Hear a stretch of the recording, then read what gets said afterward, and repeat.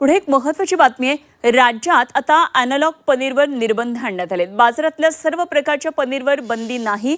Analogue पनीरवर एफडीएनं हे आदेश दिलेत आणि बंदी घातली। वर्षभरासाठी अॅनालॉग पनीरवर ही बंदी घालण्यात आली आहे। राज्यात अॅनालॉग पनीरवर बंदी घालण्यात आली आहे आणि ती येत्या वर्षभरासाठी लागू राहणार आहे। अन्न व औषध प्रशासनाचे आयुक्त तुकाराम मुंढे यांनी या संदर्भात आदेश जारी केला आणि या आदेशामुळे आता बाजारातल्या सर्व प्रकारच्या पनीरवर बंदी आलेली नाही। त्या नियमानुसार प्रमाणित पनीरच्या विक्रीवर निर्बंध नाहीयेत।